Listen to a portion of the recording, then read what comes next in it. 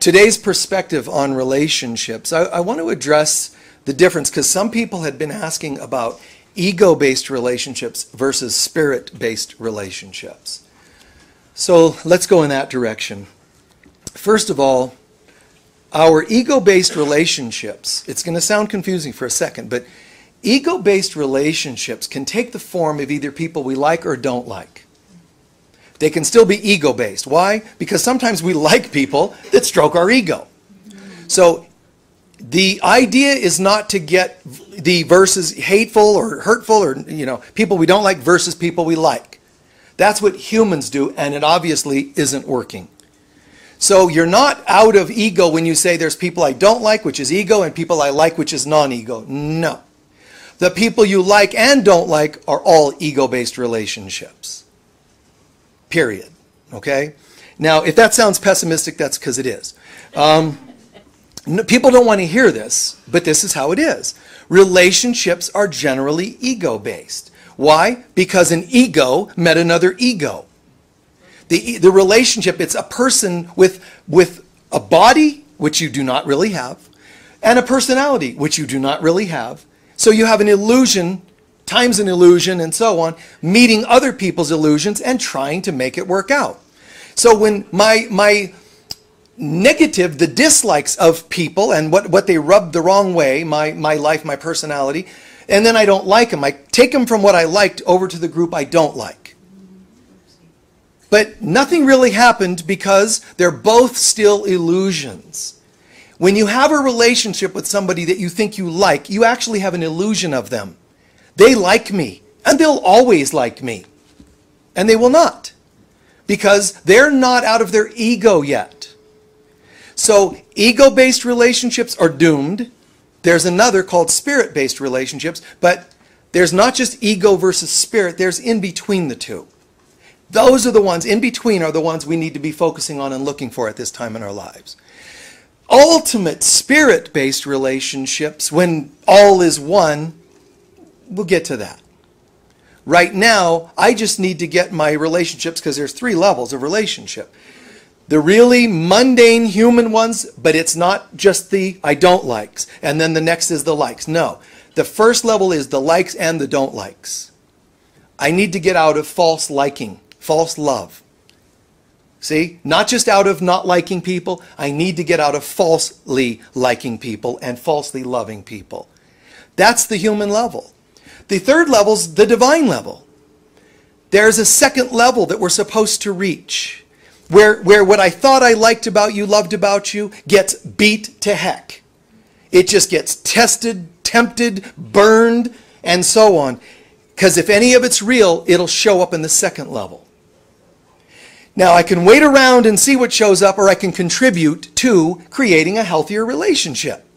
In other words, I can create that second level. And it helps if you can find other people committed to meeting you at that level. Listen, I know we like each other and sometimes don't like each other, or whatever it happens to be. And by the way, people you like and even the ones you don't like, try in your mind to imagine taking them all to level 2. They don't have to want to go. Because the part of them that doesn't want to go is not real. So you don't have to have the permission of the part of them that doesn't really exist. Because then you'd be getting an unreal contract. So instead, just know that even if people don't want to be your friend or love you unconditionally, you can choose to do it with them. You can even choose to evoke in them the ability to love you unconditionally. Just see it in your mind, in your daily prayers and meditations. Don't do the old-fashioned thing of, God, make them nicer, make them like me, make them... Because you're already then confirming that you already assume and judge that they're not. But then you're telling God what to do. That's not helping either. Instead, this is what I'm dealing with today. They don't like me, and that hurts my feelings. They don't do this. And whatever it happens, go ahead and fess up whatever your ego would like to happen. And then, but I don't know my own best interests. I don't really know what this person needs. I didn't create them. I only manufactured my judgments or opinions of them. I'm just going to give it all up. You know what I'd really like is to see the real soul in them. I want to have not a relationship personality to personality or body to body. I think I'm ready to have a soul-to-soul relationship. Everybody's looking to single out a soulmate. You will never advance or ascend beyond the negative parts of the third dimensional realm until you have holy relationships, soulmate relationships with everyone.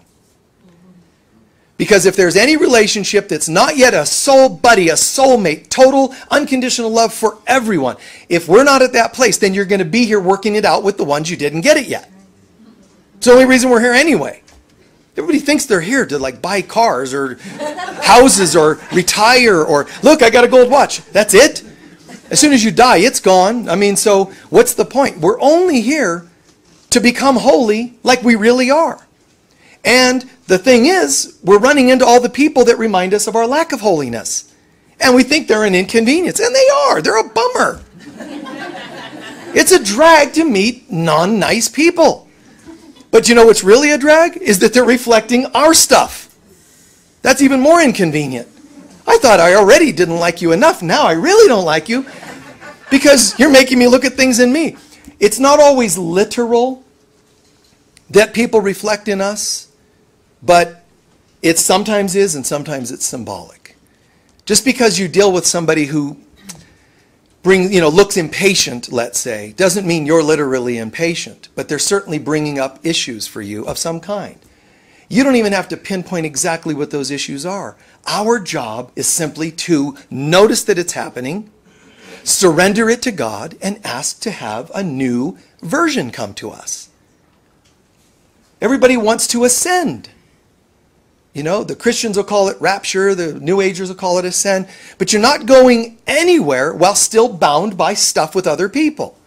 So ascension's going to come not by my being so gloriously spiritual above everybody else that I just get to go.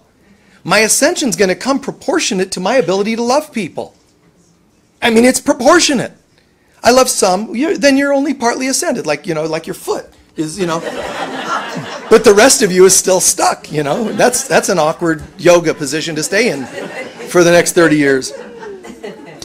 So, the truth of the matter is, we are all one. Not just these things, bodies, personalities. We're all really one. And we're part of God's consciousness. And something happened when we wondered what life could be like if we weren't with God. And the universe said, and so it is. But that's kind of the metaphysical example of how we seemingly separated. But let's look at the heart level. When we, children of God, thought we could part ways with God, it broke our hearts, guys. We became very sad. I mean, why wouldn't you? If you lose a parent as a child, you become sad. Imagine how much exponentially more you would be just devastated that you lost God. God is far greater in our feeling than a parent could ever be. It's our ultimate parent. And all of a sudden one day we were like, what happened? The devastation, man. And picture this. We felt so destroyed by this concept of we just lost God. We just lost heaven. And we felt so devastated. Did you ever feel really so upset that your blood rushed to your head? Did you ever feel so enraged or sad that you thought you were going to die from the pain of the upset? Yes or no? Yes. Okay, good. You did. Okay. Now imagine what it would be like to then lose God. You know what happened to us? We were one holy consciousness. And we thought we could separate. We were so upset, we exploded into a countless number of sparks. The fire exploded, and we all split up. That's what happened. And think about that for a second. We were so upset that we exploded into the numbers beyond count. But just for our, sake of understanding, trillions and trillions and trillions of little souls who blasted off into a dark universe saying, what happened? Dark and cold universe, what happened? Now, everybody that we meet, because we were one, all of a sudden, who are you? What are you? Where did you come from? We're not one anymore. So all of a sudden, we go from devastation to exploding into meeting each other. And now the people we meet are going to be the ones because remember, we split apart, we explode, now we're feeling empty. We're missing something called God. We're feeling empty. So there's a longing in us to find something. We can call it the spiritual path because we're looking for God. We can call it relationships because we're looking for love. We're looking for things, but we're looking for it all in all the wrong places. And so this explosion, the emptiness, and then all of a sudden we meet each other. And here's the problem. Now, what was the relationship, the only one you can have is with God, ultimately, because we were one with God. That now changed. All of a sudden, we went from having a relationship with God, which is us and us with God. It was all one. It exploded. We seemed to leave. Now we have a second relationship, a relationship with ourselves. And then, once that explosion took place and we started meeting each other, we're now having relationships with others. But we assigned roles to each other. Because all I know is I feel empty. So when I meet you, you're either going to be the cause of my emptiness, people I don't like, or the solution. I like you. What are you doing tonight?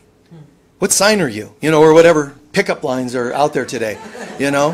Nobody meets going, hey, you too? The emptiness? Yeah, me too. And we both know that nothing we can do is going to fix that, right? So we're just kind of up creek. Okay, so we're not going to get codependent because I can't depend on you. So what are we going to do? You know what we can do? Let's both own the brokenness. What form does your brokenness take? Oh, I tend to get into abandonment a lot. Really? How about you? Oh, I got addictions, man. And we talk about the brokenness. Then we can say, now that we know we have brokenness, would you like to walk with me back into the light? Knowing the brokenness and now the commitment back to the light. Instead of trying to pretend we don't have the brokenness. I used to be broken, but not with you. That just means I'm on a pause. I mean, it'll just be coming up any minute now.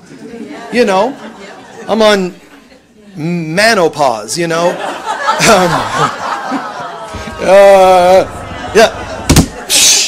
So, it's just, that's all you're doing. You're just taking a break. It's going to come up. So why don't we let's just be honest. I'm not saying meet each other and go, oh, you too, man, oh, terrible. I'm just saying such clarity. Don't overly buy in, because remember, there's two people now you can meet, two types. The ones you're going to blame for this stuff and the ones you're going to credit as being the solution. But they're not the solution. The only solution is oneness again. So all we can do is, instead of pretending we're one because you finished my sentences, wow, we're so connected. You finished my sentences. That could be considered very well connected. It's also codependent. It's also kind of sick. But it could be nice. I don't know. It depends on each circumstance. Sometimes we're just two psychics. But other times, we're two psychos. And so, how are we going to do this? What do you want to do? Start with honesty. I can see that I'm turned on by certain things about you. I might share that with you, but in me, I need to know that. There are certain things I'm kind of turned on about, whatever it happens to be. You as a person, as a body, your personality. You make me feel more attractive, or whatever it is. That's all sounding quite addictive, stimulant-oriented. You might be a sedative drug. You might be a stimulant drug. I don't want you to be a drug, because I can't bring a drug and walk with a drug back to God. I need to retire you from those roles. So I need to learn to see you beyond what my eyes are telling me. And if I don't make the choice to do that, the universe, the world, life is going to kick my butt and make me do it. Because when we don't take our relationships from the first level of pseudo-love, pseudo-hate, to the second level where I'm willing to see you on a new level, the universe is going to take me there. So we can go the easy way or the hard way. The easy way is spirit-based relationships.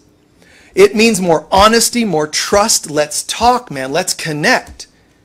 And when you're not in the mood to go out to a movie, it's okay. Instead of I'm offended. All those things are going to come up, but see them.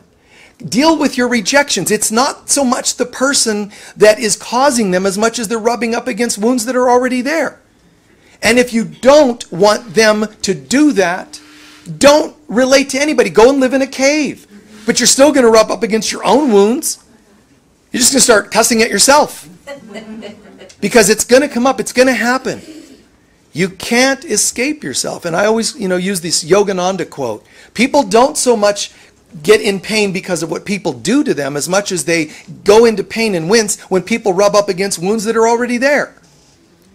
That's all they're really doing.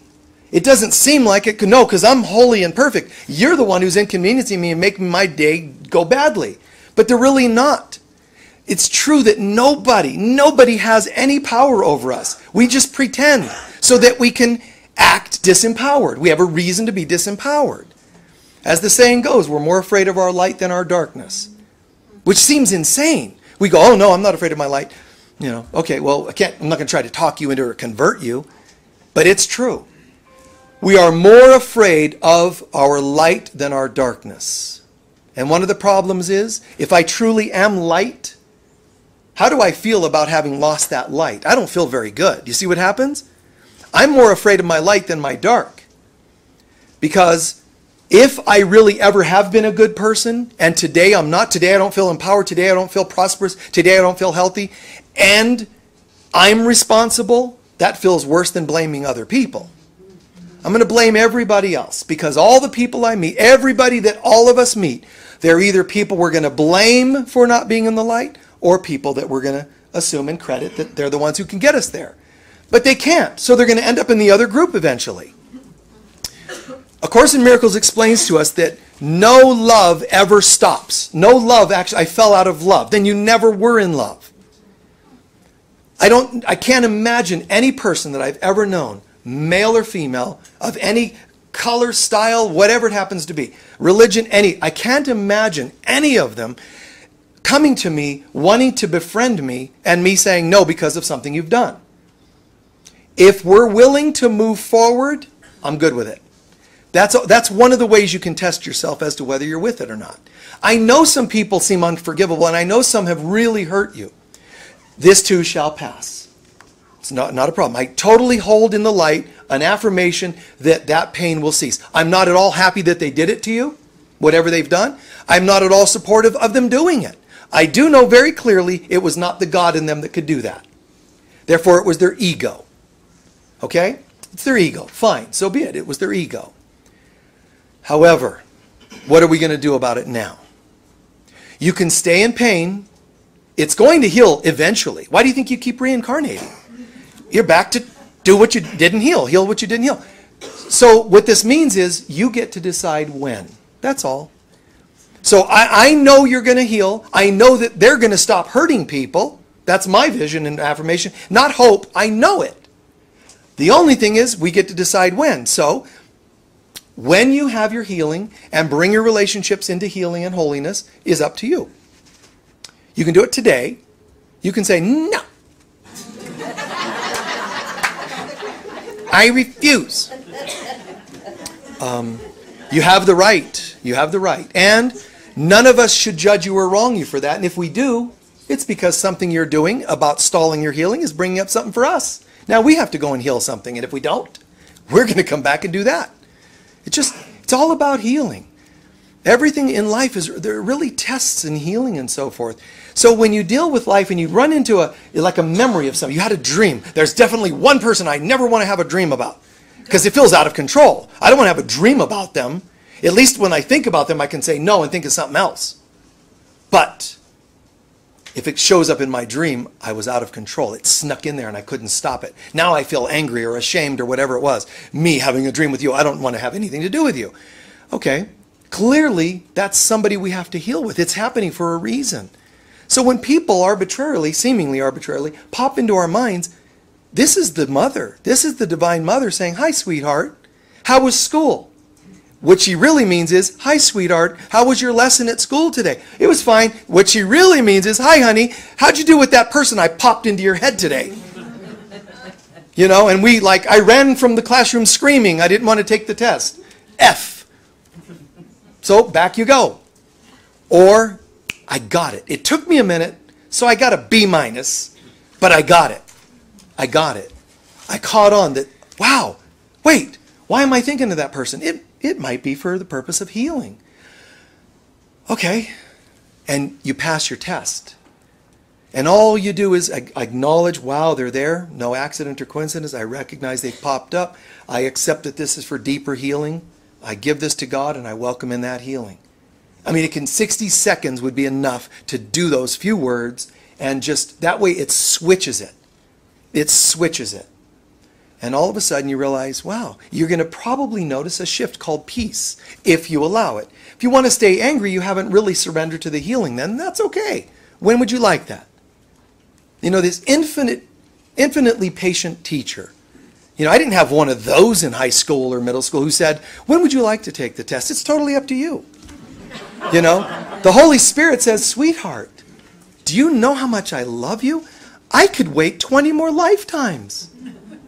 I mean, just footnote, according to the contract of life on earth, that will probably be 10 more times with this family, 6 more relationships. You know, you're going to marry the same person 6 times. According to your contract, this will be several more times of going through this. If you're good with that, I'll be there for every one of those lifetimes. Laughing, but I'll be there. No. I'll be there for every one of those lifetimes. That's all it does. There's no being that's going to hate us or judge us for it. It's just going to keep recycling it until we get it. So relationships then are going to be called an opportunity to get it. You can have it sooner than later. I want to ascend. Then work on your relationships. I want to know what real love is. Then work on your relationship. I want to stop being rejected. Work on your relationships. Stop thinking that the human version of what you want is actually what you really want. Because anything you want is going to come in the form of a relationship that needs healing. No, but I don't want anything related to relations. I want prosperity. Then you're going to end up having to work on anybody that ever scammed you, anybody that ever ripped you off, anybody you ever judged because they had money and you didn't. Whatever form, and it's many, that these refracted pieces blew out into space and that we met up later, they're not at all random. They're not an accident. All they are people that we're needing to, they're reflecting things we need to work on, things we need to heal. So our job is to switch over from the first level of relationship to the deeper level of relationship. I always say there's God, self, and others. So when we are committed to healing with others, it's not going to be by fixing others. Now, definitely it helps to in our relationship with others to try to be good people. But if you haven't yet gone inside with the relationship, you won't know how. You might think you know how, but you do not. Because if you haven't gone within, you don't have the proper source and resource to take you into a deeper relationship with others. All you'll ever do is shuffle around the love and hate. If you don't spiritualize your relationships, they can never become spiritual, which means they're human. And to err is human. To live in constant error, constant love, hate, up, down roller coaster rides. That's the human condition. But you don't have to. So we shift to the second relationship, which is self. How to do that? When I'm with others and something happens, I look at what it brings up in me. It doesn't mean what you've done is right, but I'm going to go ahead and look at what it brought up in me. Then I'm going to turn even further inside to connect with God, where I can say, you did this to me, it brings up such and such in me, and I'm going to take it in all the way to God and say, help me to feel love instead of hurt. Help me. It doesn't mean like in love. It just means help me to feel peace instead of conflict. Help me to feel healing instead of woundedness. Just whatever you want to use as a word, the opposite. Because God's waiting there to not give it to us because it was already given. It's who we really are. But God is there to trigger it, to awaken it in us. The Divine Mother particularly, Holy Spirit of God. So we get into God and boom, it gets triggered and oh my God, this is weird. Just 60 seconds ago I was sad or enraged. I turned within, I looked at the buttons in me, which is responsible. Going even further, I'm connecting with the presence of God and oh, this is so beautiful. I don't even know how I got triggered. I don't even know how I was so upset. Because right now, I just feel such goodness, such love. Now you know where you're going to go next? Back out again. You don't get to just ascend and stay there, which is what you're doing. You're ascending your relationship. And you don't go deep, deep, deep inside and go, oh, there's God and oneness. Thank God I can stay in this light away from all those jerks on the planet. That's not how it works. As soon as we get in, because you cannot heal your relationships as a relationship, as an external thing. You've got to go inside, connect with Spirit. Once you connect with Spirit, it's kind of an amazing thing, because God's going to say, how'd you do? Well, God, don't you see? I mean, I feel different. I feel great. Good job, honey. Yeah, isn't this great? Yes. Now, I just have one more thing for you to do. What's that? Prove it. I'm going to need you to turn around. No, don't make me. Yeah, come on, honey. You can do it. Turn around and walk back into your relationship with yourself. Now you're going to have healthier boundaries because you connected with me and I made you love yourself more, so you're not going to make such foolish mistakes with others. So in you, you've got greater clarity, you've got greater sense of who you are. And then go one more step with others. And when you get to them, how would you bring this feeling to that relationship? We know that the relationship triggered bad feelings, but you took them into you took them into God. Connect with God, now take them back into you and back to them. How will you be different? If you aren't different, this never happened properly. It was an illusion version. If you really got it, you'll come back and you won't be enraged. You won't be as triggered. You'll be able to say, you know, look, back to the love. And it doesn't mean you say, I do again. You can say, you know, listen, here's what happened for me. I'm not going to say the word you at all in our conversation, if I can avoid it. But, I mean, sometimes the word's there because it could be like, did you call me earlier? You know, but it's here's what happened for me. When this thing happened, not when you did this to me, it's when this thing happened, you know, it brought up such and such a feeling. Sometimes they're going to be gracious and hear you, and sometimes they're going to interrupt you and shut you down. And you're going to be like, be with me, God. You know, I wanted this to go smoothly. Be with me, God. And God's going, oh. Sending the frequency of the heavens down all the way to the cellular you. And it's trying to keep you together, you know. And hang in there. How can I stay centered? And you're allowed at this point to say, you know, when this happened, it brought such and such up. And I am looking at my part. That's responsible. However, it's probably best that we, whatever it happens to be, maybe it's best, you know, we need to count to 10 before we have these conversations. You know, when this conversations start going weird, we should have a cue with each other like, you know, oops, and it means let's both take a breath. Or let's part ways if it's that severe. See, when you get connected to God and you come back into a relationship, it does not mean anything. It does not mean you definitely part or you definitely stay. You went inside to get connected so that when you come back, you would make those decisions from a new place. But what did you connect with when you went inside? Give me a word. Love. Love. What else? Peace. Okay. When you went inside and connected with God, you can summarize it in a word, like God, peace, joy, or whatever. When I come back into the world and I'm going to talk with you, all I need to do is make sure that our conversations and our connections and our everythings are still going to bring up that word. If I talk to you in any way that is non-peaceful, I slipped again. I need to take a break and go again inside. Anytime my decisions with you, it could be about addictions. No. Done. Why? Addictions are bad. They're tempting me. You know, they're naughty. No. Because they don't resonate with the who I am. Who I am is love, God, peace. That's what I'm aspiring to be. And remember, when I come out here and you want me to be conflict, I can't do that. It's not me. Not I can't do it, it's bad, like you're judging an evil thing out there that's trying to get you. You just learn to recognize, this isn't me. And I actually feel really good to know that that's not me. Wow. And all you need to do lastly is wish the same thing for them. Don't say, I'm connecting with peace. I don't know what your issue is. You know what? Their issue is you. You need to connect with peace. You should absolutely affirm the same thing for them. That doesn't mean they'll get it. But if they don't, if anything, you shouldn't feel hateful about that. Try to feel like sorry for them in a way, compassion. Like almost like forgive them, they know not what they do. It's all you're asked to do.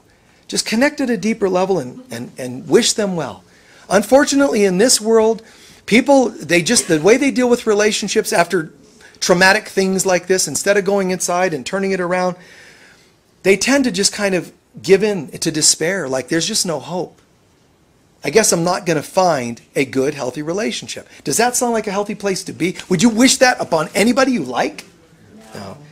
You know, it's pretty tragic in my opinion. And so what people will do instead, I'm not going to give in. I'm not going to feel despair in relationships. I'm going to do something different. I'm going to try another relationship and another one and another one. And they think that's the solution. Cashing them in or exchanging them. Get in the returns line, you know, and try for another relationship. And a lot of spiritual people, I have to say, they will actually think that their life is getting better as long as their relationships are getting a little more agreeable. I think that's better than giving up into despair. I do. But it's not the end. Don't get by. Don't just get by. I should be happy that at least this one relationship is not as horrendous as the last one. The last one was on a 0 to 10 was a -8, and this one's only a -3. I think you should give thanks that it's better. I do. Credit the positives, but do not pause there and think that's it. I should just be grateful for this little bit of an improvement. No, not at all. But you're potentially still just juggling and managing those relationships when they're just a little bit better. Relationships need to heal, and that's when you'll see the tremendous shift in your life. Does it happen just one day and it never happens again? No challenges with that person or any other? No, it's a maintenance program. But when you have an idea of what that program looks like, what to do with it, how to connect with it, to go in, to do your work, you know, that's a simple exercise, really. It doesn't take that much. It takes seconds. Really, it takes just seconds. Minutes are even better to kind of do a thorough process, but seconds to just say, oops, I got it. I'm slipping here. I need some help. I'm surrendering my will and replacing it with God's will. God's will of what? Love. For who? Me? No. For us.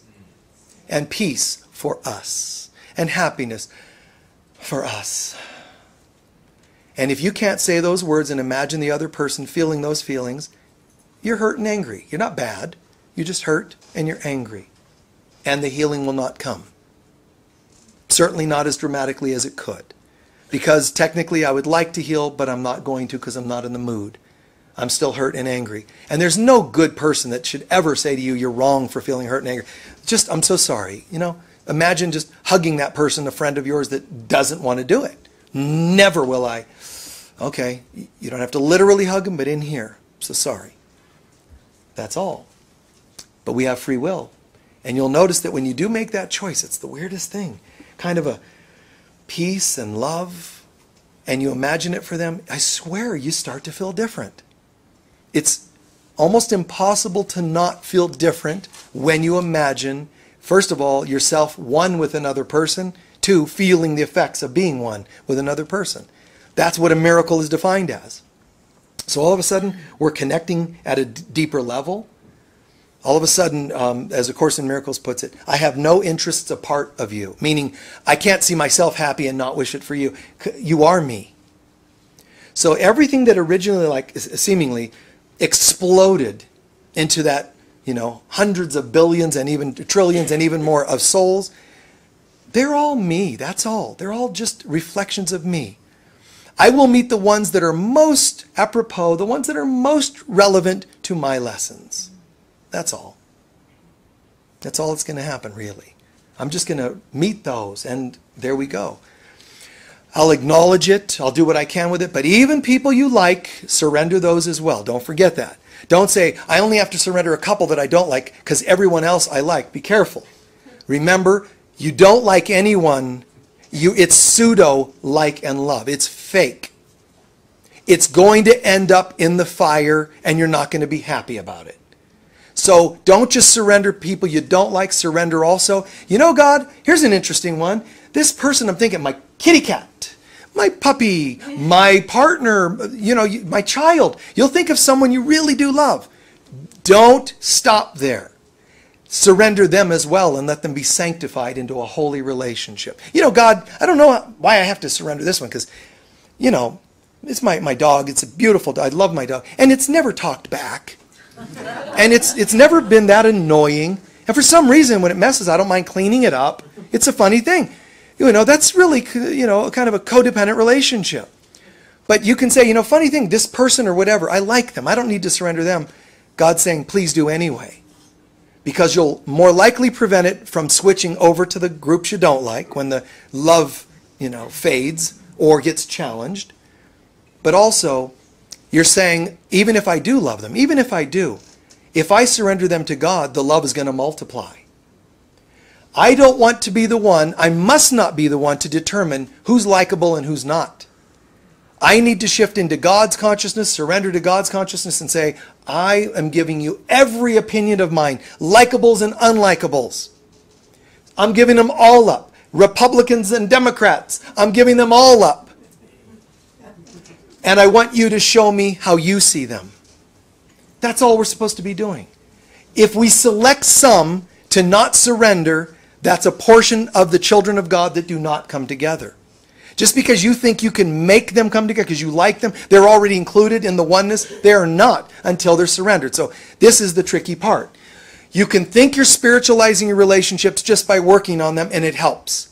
But instead, we actually have to call in the Spirit of God to take these relationships into unconditional love. We can't actually manufacture that or maneuver that on our own because our vision, our minds are tainted by ego to some degree. So just surrender them. All things are going to get tried by fire. And I would rather it not. You and I mean, we're getting along, we do so well. I would rather us not have to be thrown into the fire. Why don't you and I hold hands, commit to love, let's walk in there together and it will not burn. Don't walk in and eventually you'll be dragged in and it will burn. And you'll complain and you might not pass your tests and you'll come back and do it again and again and again and again. You'll be a Buddhist a few times, you'll be a Christian a few times, you'll be an atheist a few times, try pagan a few times. You'll do all your different religions, one religion to try to heal that relationship, another religion, you're going to, agnostic, and you're going to go through all of your male, female, gay, and straight. You're going to try everything to try to get yourself from not feeling the way you feel about that relationship. And all it is a choice. Because everyone has the same challenges. We split apart because of pain, and we have to heal pain to come back together. We have to go the same direction we came, guys. We blew apart from pain. We have to walk through the pain to come together. How do we go through that pain? Joining in relationship. Healing the stuff we bring up in each other. I'm grateful that there are people in my life that are not challenging. It doesn't matter. Give them to God. Give everybody, give your kids, your dogs, your cats, give everything you like and everything you don't like. Give it all to God. I think I know, but no, I'd better not even bother. I thought I knew the last one. The last one that was my one and only ever. And now I'm in another one and only ever. So I might as well just live dangerously and assume I might not know. So I'm just going to surrender. And as we're starting to wind up, even your healers and counselors, your friends, family, it's all the same. Even your healers and counselors are still relationships. They're still people you have to surrender.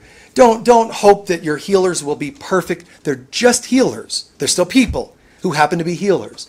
They're people that happen to be your electricians, people that happen to be your realtors, people that happen to be your next door neighbors. They're just people in seeming roles. Those roles are not anywhere near important.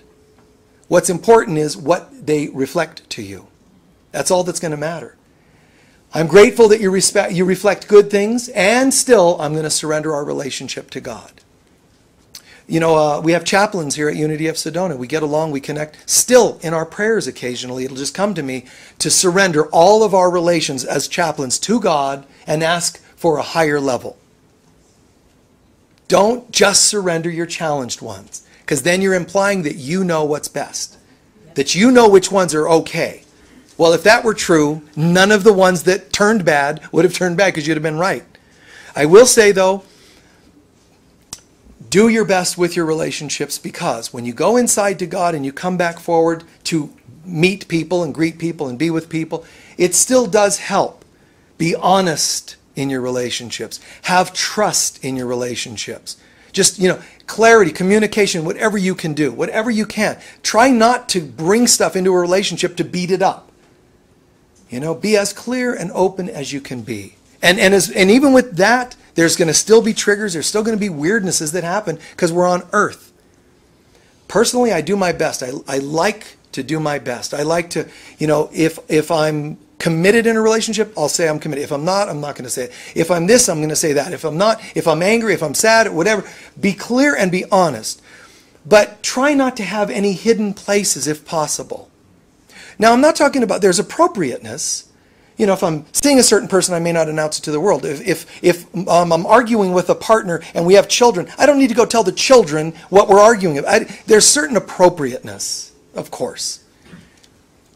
But within reason, to be transparent, to be loving, and honor your agreements and honor your commitments so that, because what happens is, each of us shot out from that space of God and we're scared. And so what happens is when you meet somebody, technically you walk up that aisle, that's just a metaphor, but you walk up that aisle and you're saying, I will be here through sickness and health. Did you ever think about it before you said it?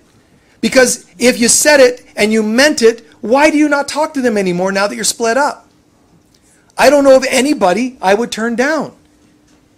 There's only a few people I've been, really closely involved with, and I'm still open to talk to them. If they wanted to be and are best friends, I'm their best friends, no problem. I don't know what it is. I mean, I do, but I mean that metaphorically. I don't know, it's a funny thing. How people, if I'm not in love with you, I don't like you anymore. It's like a strange thing. And it's like, try to find it in you. Now, it might not be appropriate to talk to them. Maybe there's distance. Maybe there's too much water under the bridge or hate. Then don't push buttons by trying to connect. But if they do try to connect, never turn anybody away when they come to you with sincere repentance, Jesus says, which means an apology and amends. Yes. Yeah. Apology and amends. Sincere, though. He does make that point. Sincere apology and amends. Always forgive. Always, past is gone. It doesn't mean you're naive or gullible. It doesn't mean you get stomped on. So you might say, well, how do I know if there's sincerity behind their apology and amends? Because the word amends means it stops. Whatever you did, you will not do again. If you do it again, you weren't sincere, therefore, I'll distance. I'm not going to hate you. I can't. Would not do that. But it might not be appropriate for me to be in the ring with you that you want to wrestle with. I'm just not going to step there. Take care of yourself. Love yourself, but bring yourself into relations. And it gets to be a bummer on earth because, you can say, well, I'm going to step forward, but it would help if we have communication. I'm this kind of person. I have these kinds of issues. Is that okay? Yes or no? If you ask me and I say yes, I need to try to live up to that. Because what you've said is, I'm scared. Here's a space I'm going to open up to see if you'll accept me or reject me. And if I accept you, I should try to live up to that. Instead of wounding you where I promised you something, wounding you and then blaming you for it. No, no, no, no. And we all do that. Don't get me wrong. We all get tempted to do that. Try to live up to it. Till death do us part. I don't mean stay married till death do us part. Will I love and honor you? Yes. The relationship I can see isn't working out. But I'm still going to keep the commitment to love and honor you. That's when you know it's real. If you have love that has ever ended, it wasn't real. And that's okay. It's not bad. To err is human. But now you heard this, so you can say, from here on, first I'm going to work on bringing love back to relations that ended. Doesn't mean you call them. Just bring the love there. And from here on, I'm also going to bring love, a more authentic love, where I am in a relationship, whomever that may be with. And I'm going to take that relationship, I go in and connect with God, come forward, and I'm going to bring it forward and say, if we're going to have a relationship, here's what I can do and not do. We agree. If we're intimate, pregnancy's allowed or not allowed. Where are we? We're going to bring the past information, like a disclosure about our history. We're going to do that or not. We're going to be honest or not. We're going to do whatever you agree on, try to stick to it. And if you don't, you messed up, not them. So just be true, man. Be true. Your agreements, your commitments. It's an amazing thing. I can be a teacher. You can sit there and look like you're looking at me, but we're all in this together. We're all human beings, and we split apart, and we need to come back together, and we are able to create a safe space so that we can step back into the oneness. You follow? Two things. We have to co-create it, and we have to surrender it to God so God can help us do it. But I have to do my part. If you and I are former addicts and we get together and we're clean and sober and we're going to stick to that, and you start betraying that, the reason I risked stepping into a relationship with you is because you told me you were committed to that. If I can't do that for my own vulnerabilities, I might have to end the relationship, and I am not bad for that. This is the agreement we had. I would love for you to have kept that, that kind of thing. We play these roles, but the truth is, like, I'm a spiritual leader at Unity of Sedona. I've had a few intimate relationships, friendships in the 9 years that I've been here. Some obviously, dating 9 years ago, but I've had just a few. But when I do, and when I did, it's chosen. Like I have to know that this is clear, safe, healthy. And sometimes it is, sometimes it hasn't been. And then oops, and then recalibrate. Where are we going from here? Where am I going to go from here? We all run into this. Take responsibility, do your best. On earth, people will slip. Then you're going to be tempted to go, never again. Famous mantra from hurt people. That's it. I will never fall in love again. I will never be intimate again. But do your best to talk about it. Say to the person, we're in this relationship, and I thought this and that, and it's not happening, or whatever it happens to be. And part ways with love. Stay together with love or part ways with love, but love has to be the common denominator. So, just closing with this last sentence or comment. We will move from loving others, plural, that's one relationship, to loving ourselves. Okay? We will shift from loving others to loving self. When I love self, believe it or not, one of the things that's going to happen is I no longer see others as others. So I will shift from loving or relating to many to relating to many as one. The third level is going to be one, loving one. There won't be any plurals of any kind going in any direction. It'll just be everything seems, wow, you look inside your heart and soul, all of a sudden you realize, I love as one, I love only one. I'm not loving many people, I love only one, but I love as one. I'm one, loving one, and we're one in God.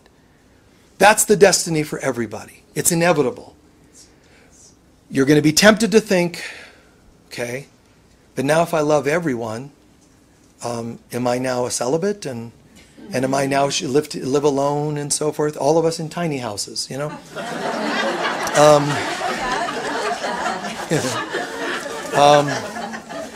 But no, guys, when you love everyone, you still, because you're on earth, you still can choose. It's amazing. I love everyone, and yet I can choose a partnership with this one. I love everyone. It's like I have, let's say, well, in my case, I have 3 daughters, older daughters, but 3 daughters. But when they were little, I loved them all, right? But sure. I could say one, here, sit on my lap, let's talk.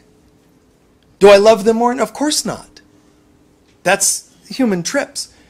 It is possible. We've all done it, even without realizing it. To love all and yet individually feel this or share that with that person and not another. It's okay. A commitment of some kind, that's okay. But we just know the truth and play the game. Play with it. I know we're all one, but I'm going to live with you. I don't want them all moving in. Like, when would I sleep? 8 billion people. Like, we're all one. And I wish I weren't. Separation again, Please take a few centering breaths.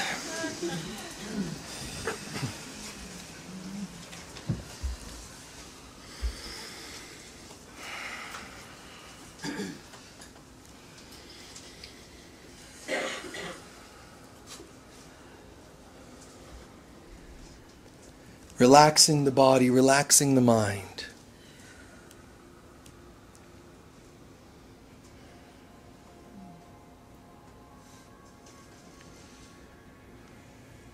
Tuning out all the stuff of the world.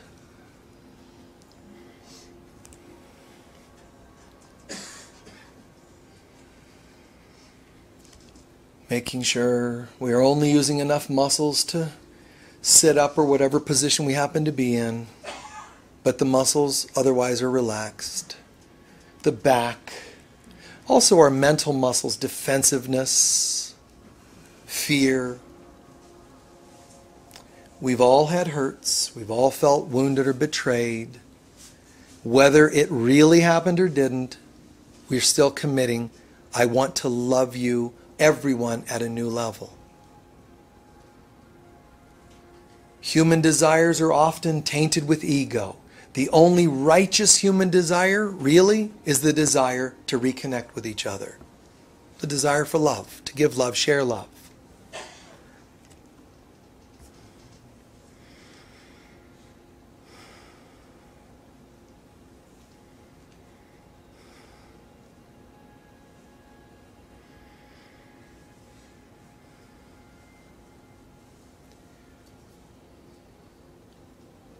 With each breath, we relax more and more into a quiet, quiet place.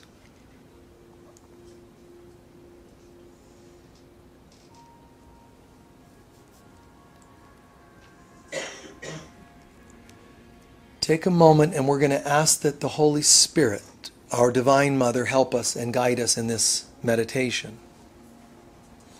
We're asking Spirit to help bring to mind whatever's most important for our healing, bring to mind the mental image, the face or image of a person that we are most challenged with or that we most love or like, whichever needs to come up.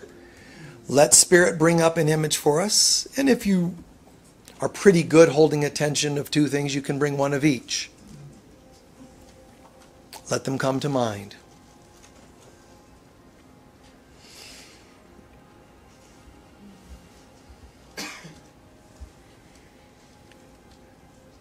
And then, very simply, what negative or positive emotion, feelings do they bring up? Come up with 3 or 4, if possible. Happiness, excitement, empowerment, or it could be the opposite. Loneliness, rejection, fear.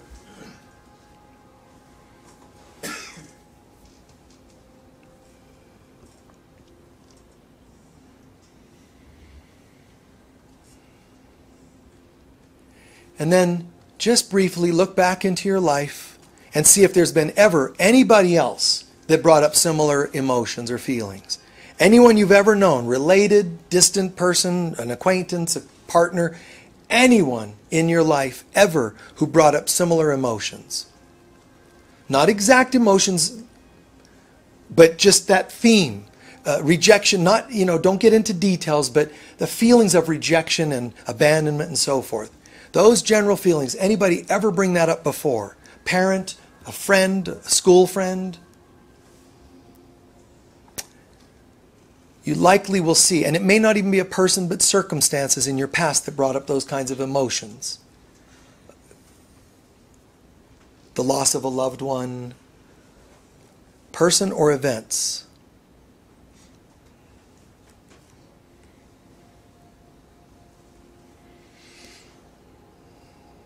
Good. All we're trying to connect with is the fact that whatever you feel towards somebody that you brought up first when we started, you can see that you had other feelings of positive or negative in the past. And what that means is, whoever the person is that's more currently brought up stuff for you is also connected to the past, other events not yet healed. Or if they're positives, it's still connecting to positives from the past. What this means is your soul right now can say, I see that whomever I was thinking of is connected to people and events from the past. Own that. And what this means also is that means that the more current person, I never related to them only on the present moment.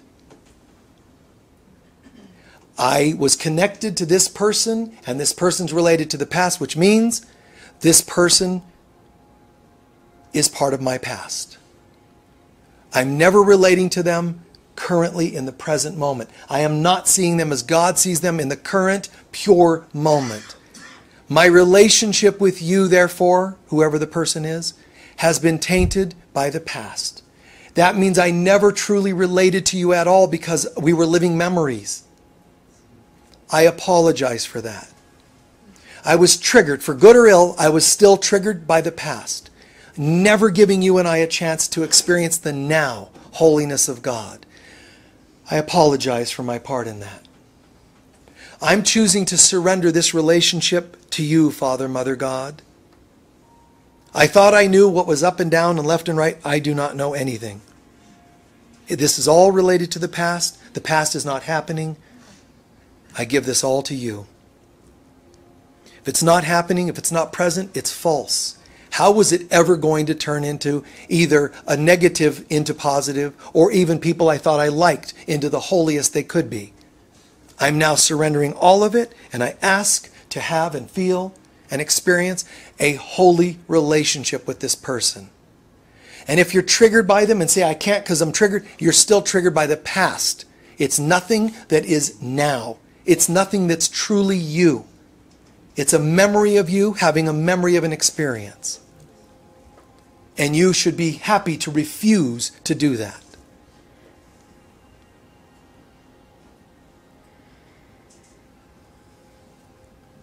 We give this to you, God, and we call upon your presence in the form of peace and happiness. That's what I'd like to feel instead. I want to feel peace and happiness instead of anxiety, rejection, peace and happiness. Starting with the person from the past, then to the person of the present, all of them, and me included, all of us, at peace.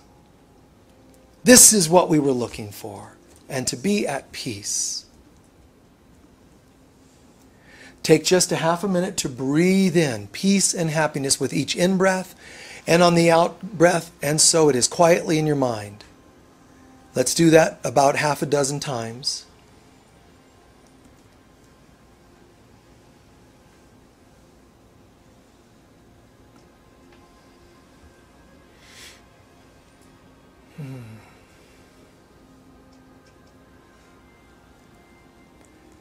Then shift into visualizing everybody experiencing that better life. Everyone experiencing happiness. Those other people and yourself. All of us, oh my God. You know, we don't have to marry them again. We don't have to do whatever. We're just celebrating that we're all happier than we were. We're feeling the presence of God. We're experiencing the beginnings of a miracle that will continue to grow and bring good things into our lives. If in any way, shape, or form I would not wish such for such people, that means there's still some hurt. It's okay, don't judge yourself. Just say, I will get to that at some point. Do a visualization on that for half a minute. And then we'll quietly stretch out and open our eyes when we're ready, but give it a half a minute.